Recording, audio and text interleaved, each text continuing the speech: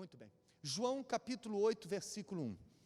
Jesus, porém, foi para o Monte das Oliveiras, e pela manhã cedo tornou para o templo, e todo o povo vinha ter com ele, e assentando-se os ensinava.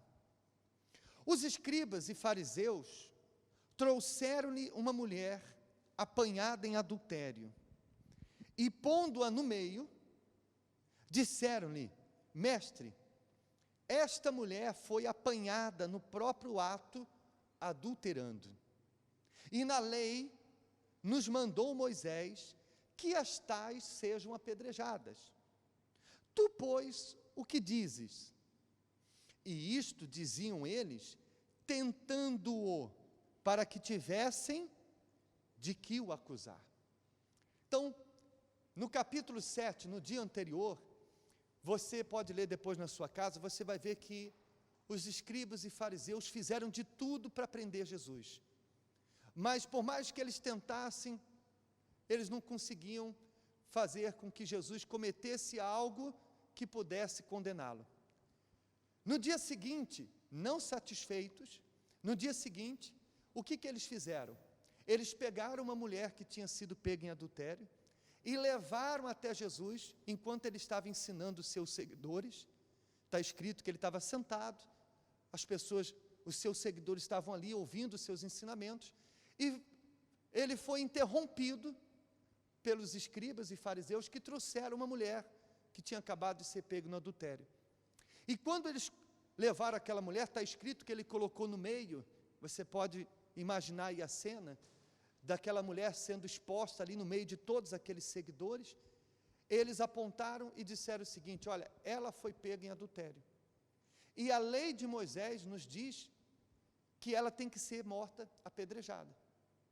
Mas a Bíblia deixa bem claro que eles não estavam ali apontando para aquela mulher, e eles não estavam fazendo aquilo porque queriam zelar pela lei de Moisés, não era com a intenção de poder cumprir a lei de Moisés, não.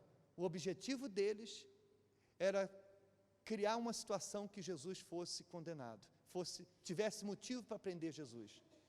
Porque se Jesus dissesse, sim, ela deve morrer apedrejada, ele seria preso por desrespeitar a lei romana, que, segundo naquela época, só os romanos é que podiam condenar alguém à morte.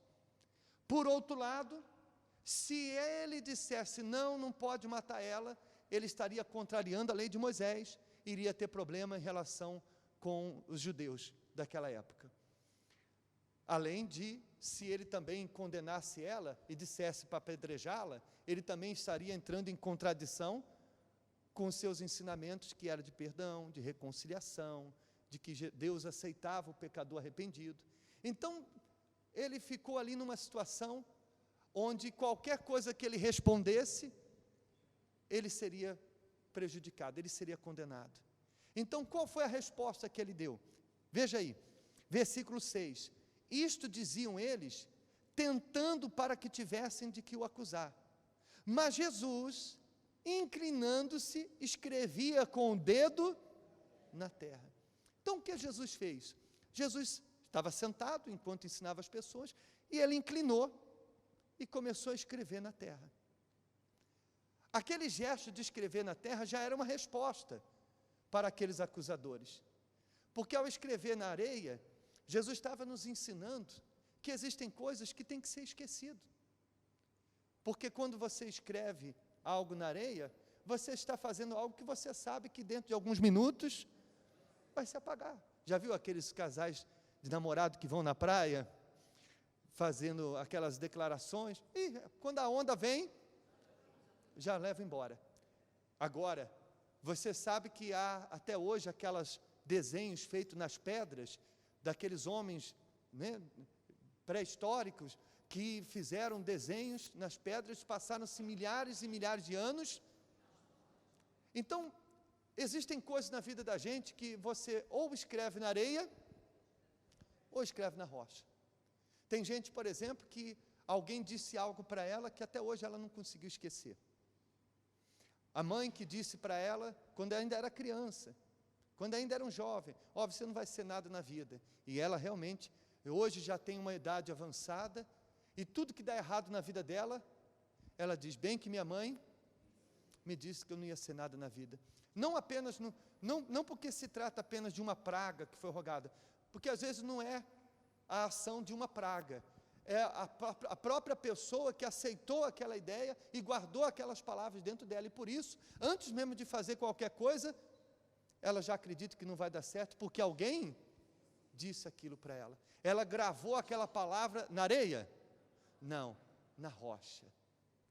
Mas Jesus, Ele nos ensina que existem coisas que temos que escrever o quê? Na areia. Tem coisas que temos que deixar para trás. A vida é como uma viagem, e uma viagem de poucos dias. Quando você, acredito que todos vocês já viajaram, não já? Quando você vai viajar, o que é que você leva na mala? Você leva tudo? Você coloca lá a panela de pressão, você coloca lá você só coloca na mala o quê? O essencial. Aquilo que você diz, não, isso aqui não pode, eu não posso deixar. E a vida é assim. Existem coisas que você não tem que ficar carregando. Tem coisas que você tem que o quê? Deixar. Jesus estava ensinando isso com esse gesto, mas a cegueira espiritual daqueles religiosos era tão grande que eles não enxergavam o que Jesus estava ensinando com aquele gesto. Então, o que aconteceu? Versículo 7. Como insistissem, perguntando-lhe, endireitou-se e disse-lhe, aquele que de entre vós está sem pecado, seja o primeiro que atire a pedra contra ela.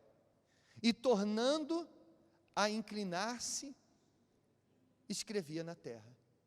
Ou seja, já que eles não estavam entendendo o que Jesus estava ensinando ao escrever na terra, e eles continuaram insistindo, então Jesus respondeu, quem não tem pecado, ele mandou matar ela, mas ele condenou a lei de Moisés? Não, só simplesmente disse, quem não tem pecado, atire a primeira pedra. E o que aconteceu? Porém, ouvindo eles isto, acusados pela consciência, aqui tem uma coisa muito importante, Jesus, sendo Deus em forma humana, conhecia todas as coisas, conhecia ou não conhecia? E sabia exatamente o pecado de cada um deles, e o que Jesus poderia fazer? Você, acusando essa mulher, e aquilo que você fez ontem em tal lugar, em tal hora? E você, fulano? Você, acusando essa mulher, você não acha que o que você fez tal dia, tal hora, em tal lugar, era pior do que o que ela fez? Jesus não poderia fazer isso? Aliás, é o que muita gente faz, né? Quando você fala para ela, fulano, não faz isso. Você, fulano, falando isso para mim? E você que faz isso? E você que faz aquilo? Conhece gente assim? Está cheio, não está? Jesus poderia fazer assim, até porque ele conhecia o pecado de todas aquelas pessoas. Mas o Senhor Jesus não faz o papel de acusador. Quem faz o papel de acusador é o diabo. Inclusive, a própria palavra diabo significa acusador. Lá em Apocalipse ele é chamado de acusador das nossas almas. Então, quando uma pessoa faz o papel de acusador, ela está fazendo o papel do diabo. Ela está literalmente fazendo o serviço do diabo, que é acusar, que é condenar, que é apontar. Então, Jesus poderia fazer isso, porque por ele ser perfeito, e por ele conhecer o pecado daquelas pessoas, poderia envergonhar todos eles, um por um. Você fez isso, você fez aquilo outro, portanto, nenhum de vocês pode acusar ela. Mas Jesus não fez isso. O que é que Jesus fez? Deixou que o quê? Isso é uma coisa que nós temos que aprender. Que existem coisas que nós temos que deixar, que seja, existem certas coisas que as pessoas fazem contra nós, que existem coisas que não vale a pena você desgastar-se, mas deixar que a própria pessoa, com a sua consciência, se conserte. Eu sei que alguns podem dizer assim, pastor, mas fulano, parece que a consciência dele está desligada.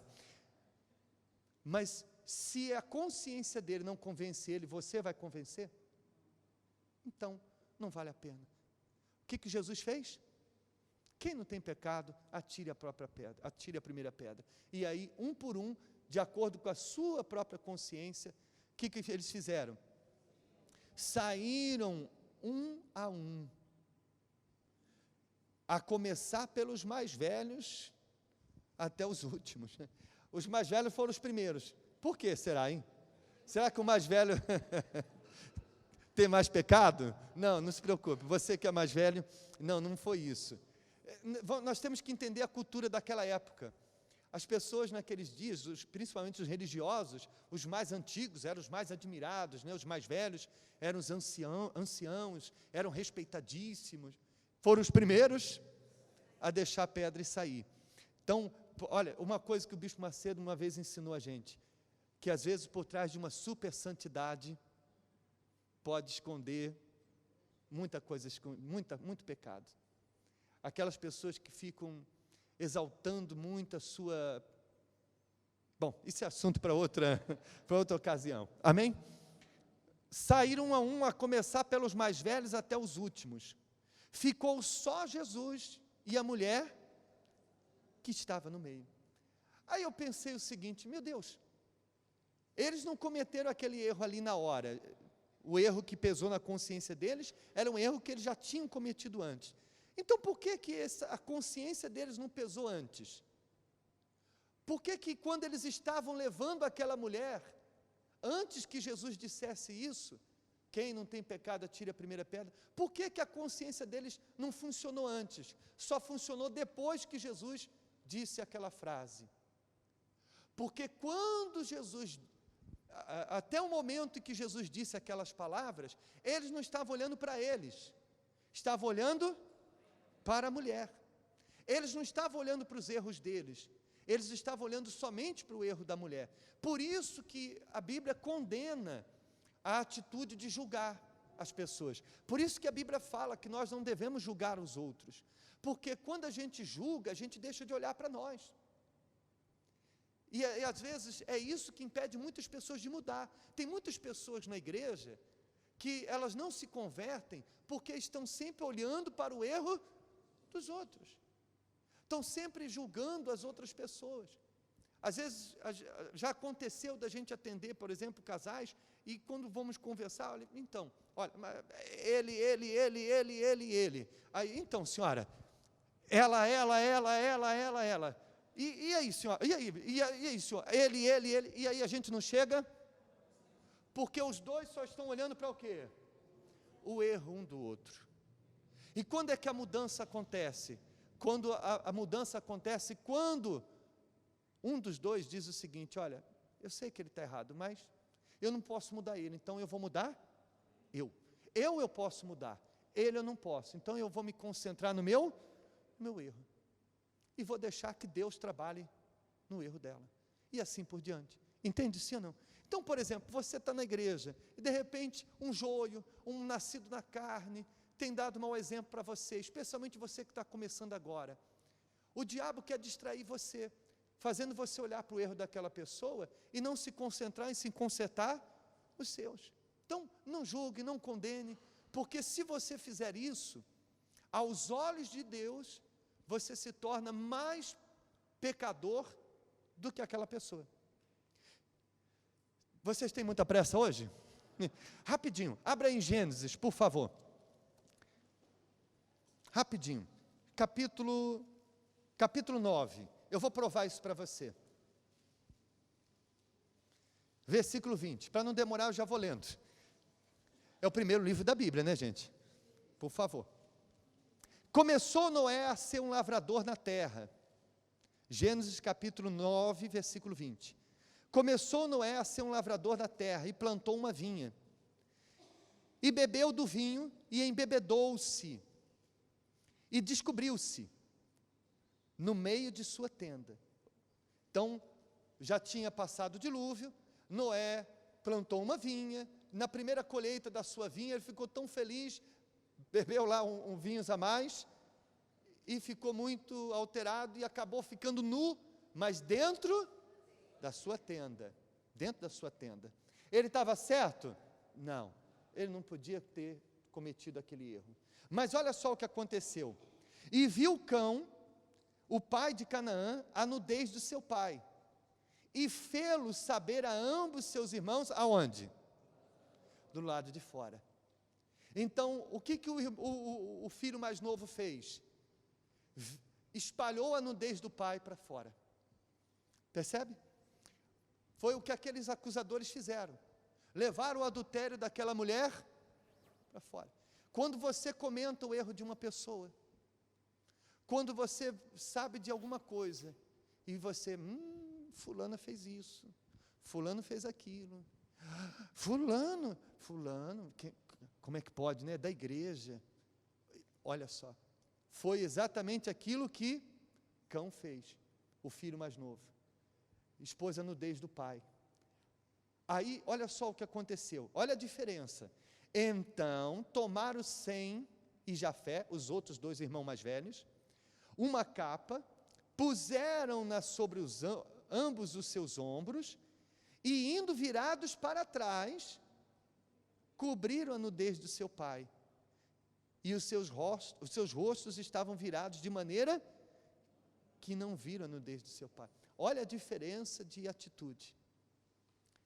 Os dois irmãos mais velhos, ao invés de expor a nudez, o que eles fizeram? Foram lá cobrir a nudez do pai. É o que Deus espera. Não é que você vai cobrir o pecado das pessoas, encobrir o erro das pessoas, mas existem certas coisas que é ela e quem? E Deus. Não diz respeito a você, não diz respeito a nós. Amém? Veja só, despertou Noé do seu vinho, e soube o que o seu filho menor lhe fizera, e disse: maldito seja Canaã, servo dos servos, seja a seus irmãos, e bendito seja o Senhor, Deus de Sem, e seja-lhe Canaã por seu servo, e alargue Deus a Jafé, e habite nas tendas de Sem, e seja-lhe Canaã por seu servo. E viveu Noé, depois do dilúvio, 350 anos. Ou seja, quando Noé despertou do dilúvio, da embriaguez, e soube o que aconteceu, ele amaldiçoou o filho que expôs a sua nudez, e abençoou os filhos que cobriram a sua nudez. Alguém pode pensar assim, mas isso foi ele que fez, né? Num ato de vingança, de revolta, mas as palavras dele em abençoar e em amaldiçoar não teriam se cumprido se aquela também não tivesse sido a vontade de Deus. Deus fez aquelas palavras dele acontecer na vida do irmão mais novo, como também a bênção na vida dos irmãos mais velhos, porque realmente foi algo que partiu do próprio Deus, para mostrar para mim e para você, que o erro do filho foi pior do que o erro do pai. Então, quando uma pessoa comete um erro, e eu fico acusando e falando daquele erro para quem quer que seja, fazendo o papel daqueles acusadores, expondo e dizendo isso e dizendo aquilo, pois bem, aos olhos de Deus, eu como acusador estou mais errado do que o acusado. Percebe sim ou não? Tanto que o próprio Senhor Jesus, que poderia condenar aquela mulher, não fez. Veja lá, vocês marcaram aí, João 8? Vamos voltar então à história. Versículo 10. E endireitando-se Jesus, e não vendo ninguém mais do que a mulher, disse-lhe: mulher, onde estão aqueles teus acusadores? Ninguém te condenou? E ela disse: ninguém, Senhor. E disse-lhe Jesus: nem eu também te condeno. Vai-te e não peques mais. O Senhor Jesus era o único que estava ali, que podia pegar uma pedra e atirar nela. Mas ele fez? Não. Sabe por quê? Porque Jesus não veio para condenar, ele veio para salvar. Jesus não viu aquela mulher como aqueles religiosos viram. Aqueles religiosos viam ela como uma pecadora. Jesus via aquela mulher como uma alma arrependida e queria uma chance de mudar. E por isso, ele nos mostra aqui como que é que acontece uma mudança. A mudança não acontece simplesmente quando você participa da Santa Ceia, a Santa Ceia do eu quero mudar, e diz eu quero mudar. Não. A mudança acontece aqui, ó, quando você reconhece o seu erro e faz aquilo que Jesus disse para aquela mulher: vai e não peques mais. A prova que aquela mulher daria de que ela estava arrependida era não voltar mais a cometer o adultério. E é exatamente isso que falta para que muitos sejam salvos, para que muitos venham mudar de verdade. Não é apenas reconhecer o seu erro, porque muitos já reconhecem que estão errados. É realmente não voltar mais a pecar. Amém? Então, diante disso, diante do que nós ouvimos, o que é que de repente tem te condenado? O que é que te acusa? Jesus, ele não condenou aquela mulher. Ele simplesmente disse para ela, em outras palavras: esquece tudo o que aconteceu, deixa para lá tudo o que aconteceu, e a partir de agora faz tudo diferente. Pronto, não tem segredo, não tem dificuldades, não existe nenhuma regra, é simplesmente isso. Às vezes há pessoas que elas não precisam de acusadores para acusar ela, porque ela própria se acusa. Quando Jesus disse para ela: cadê os teus acusadores? Foram embora. Eu também não te condeno, vai e não peques mais. Em outras palavras, Jesus estava dizendo para ela: não há mais ninguém que lhe condene. Então, ao mesmo tempo, Jesus estava mostrando para ela que ela também não precisava se condenar, porque Ele estava libertando ela daquela culpa, daquele peso, daquele pecado. Então, há pessoas que às vezes ela abandona o pecado, mas fica ali se martirizando. Eu destruí meu casamento, eu destruí os meus sonhos, eu perdi tantos anos da minha vida, por que eu menti, por que eu fiz isso? Ora, melhor é que isso não tivesse acontecido. Mas agora que já aconteceu, não vai adiantar nada você ficar carregando esse peso, porque é isso que o diabo quer que você faça, é isso que os acusadores fazem, e você não pode dar esse gostinho para o diabo, você não pode dar esse gostinho para os acusadores. Esquece isso e olha para onde? Para frente. Vai e não peques mais. E ele, se for sincero esse seu desejo de mudar, se for sincero esse desejo de se tornar uma pessoa diferente, Ele, o próprio Deus, vai te auxiliar, Ele vai te capacitar, Ele não vai deixar você sozinho. Por isso, esqueça tudo que lhe condena e saia daqui hoje para fazer tudo aquilo que de certo você sabe que tem que ser feito. E o resto, o Espírito Santo vai fazer. Amém? É evidente que existem coisas que nós plantamos, que nós, como está escrito lá em Naum, capítulo 1, versículo 2, está escrito que Deus perdoa o pecador, mas não inocenta o culpado. O que isso significa? Que Ele perdoou aquela mulher. Mas é claro que aquela mulher, ao sair dali, ainda teve que, por algum tempo, ouvir alguns comentários. Percebe, sim ou não? Às vezes eu já ouvi pessoas que cometeram algum erro, e aí depois dizem assim: eu não vou na igreja não, porque vão ficar falando. Não que você tenha que ficar preocupado com o que os outros falam, mas também, se você não quisesse que falassem, eu estou errado? Agora, eu não posso fazer todo mundo ficar calado. E você agora tem que entender que você sujou a sua imagem, agora você tem que o quê? Limpar a sua imagem. Porque existem coisas que Deus perdoa, mas existem coisas que Deus não pode evitar que a gente colha. Então, quando a pessoa adulterou, é claro que ela vai ter problema no casamento. Claro que a esposa pode, ou o marido pode não perdoar, pode destruir o seu casamento. Muita coisa pode acontecer. Deus perdoa, mas a pessoa, ela vai colher os frutos daquilo. E, com certeza, corrigir com o passar do tempo. Amém? Mas não ficar se condenando, se acusando e achar que tudo acabou. O diabo queria acabar com a vida daquela mulher ali mesmo, naquela situação. Mas Jesus mostrou que a vida dela não estava acabando, estava só começando. Amém? Fiquem de pé, por favor.